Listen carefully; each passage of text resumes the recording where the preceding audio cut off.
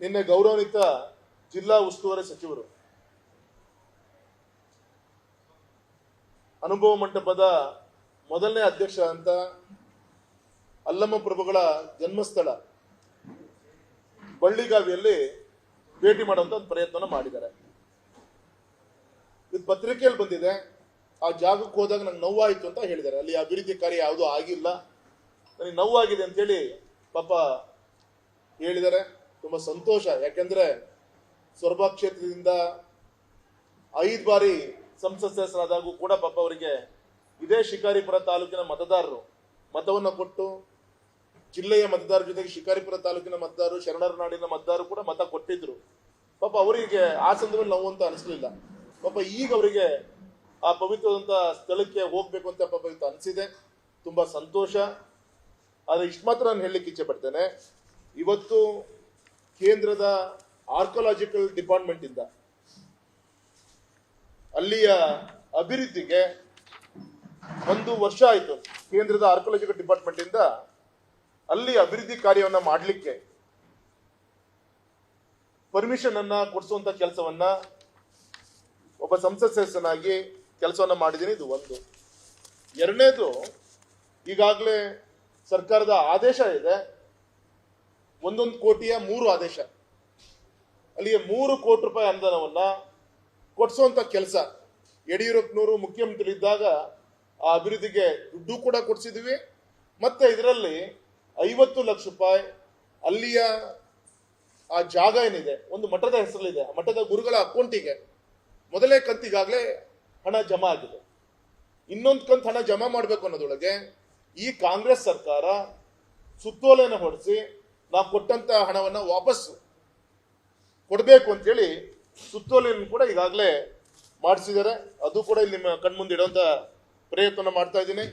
2022-23ನೇ ಸಾಲಿನಲ್ಲಿ ಒಟ್ಟು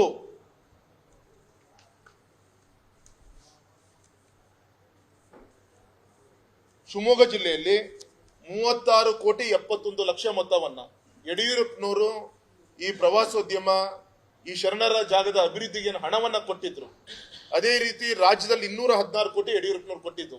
ಇಷ್ಟು ಮೊತ್ತವನ್ನು ಕೂಡ ವಾಪಸ್ ತೆಗೆದುಕೊಂಡಂತ ಆದೇಶ ಇವತ್ತು ನಮ್ಮ ಪತ್ರಿಕಾ ಮಾಧ್ಯಮದ ಸ್ನೇಹಿತರ ಮುಂಭಾಗದಲ್ಲಿ, ಇವತ್ತು ಹಬ್ಬದ ದಿನ, ಇಂಥ ಒಂದು ದಿನ ನಿಮಗೆ ಅತ್ಯಂತ ಈ ನವೀನ ಒಂದು ಆದೇಶವನ್ನು ಈ ಸರ್ಕಾರ ಏನ್ ಮಾಡಿದೆ ಅದು ನಿಮ್ ಕಣ್ಮುಂದೆ ಇಡ್ತಾ ಇದ್ದೀನಿ.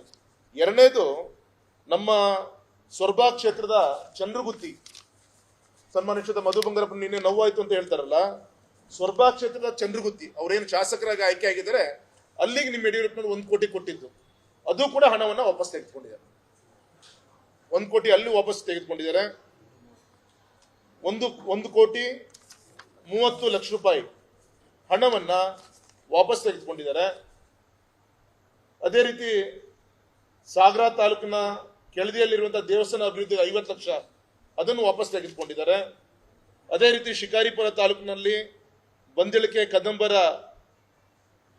ಜಾಗದ ಅಭಿವೃದ್ಧಿ 50 ಲಕ್ಷ ವಾಪಸ್ ತೆಗೆದುಕೊಂಡಿದ್ದಾರೆ. ಶಿಕಾರಿಪುರ ತಾಲೂಕು ಶಿರಳಕೊಪ್ಪ ಅಲ್ಲಮ್ಮ ಪ್ರಭುಗಳ ಜನ್ಮಸ್ಥಳ 1 ಕೋಟಿ ಹಣವನ್ನ ವಾಪಸ್ ತೆಗೆದುಕೊಂಡಿದ್ದಾರೆ. ಶಿವಮೊಗ್ಗ ಜಿಲ್ಲೆ ಕಾಳಕೊಂಡ ಸಪ್ತ ಮಾತಕಾಯಿ ದೇವಸ್ಥಾನ ಸಂಪರ್ಕಿಸುವ ಶಕ್ತಿ ಅದೊಂದು.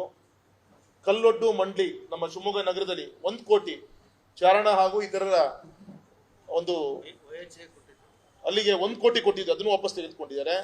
ನಮ್ಮ ಸಕ್ಕರೆ ಬೈಲು 17 ಕೋಟಿ ಅದನ್ನು ವಾಪಸ್ ತೆಗೆದುಕೊಂಡಿದ್ದಾರೆ. ಆನೆ ಬಿಡಾರ ಸಕ್ಕರೆ ಬೈಲಿ ಕೊಟ್ಟಂತ 17 ಕೋಟಿಯನ್ನ ವಾಪಸ್ ತೆಗೆದುಕೊಂಡಿದ್ದಾರೆ. ಆಗ ನಾನು ಜಿಲ್ಲಾ ಉಸ್ತುವಾರಿ ಸಚಿವರಿಗೆ ತಮ್ಮ ಮುಖಾಂತರ ನಾನು ವಿನಂತಿ ಮಾಡ್ಕೊತೀನಿ. ಅನುಕ್ಷಣದ ಸುದ್ದಿಗಳಿಗಾಗಿ ವಿಸ್ತಾರ ನ್ಯೂಸ್ ಯೂಟ್ಯೂಬ್ ಚಾನೆಲ್ ಸಬ್ಸ್ಕ್ರೈಬ್ ಮಾಡಿ. ಹೊಸ ಸುದ್ದಿಗಳ ನೋಟಿಫಿಕೇಶನ್ಗಾಗಿ ಬೆಲ್ ಐಕಾನ್ ಕ್ಲಿಕ್ ಮಾಡಿ. ಲೇಟೆಸ್ಟ್ ಅಪ್ಡೇಟ್ಸ್ಗಾಗಿ www.vistaranews.com ವೆಬ್ಸೈಟ್ಗೆ ವಿಸಿಟ್ ಮಾಡಿ. ಅಂಗೈಯಲ್ಲೇ ಜಗತ್ತಿನ ಸುದ್ದಿ ತಿಳಿಯಲು ವಿಸ್ತಾರ ನ್ಯೂಸ್ ಕನ್ನಡ ಆಪ್ ಡೌನ್ಲೋಡ್ ಮಾಡಿ.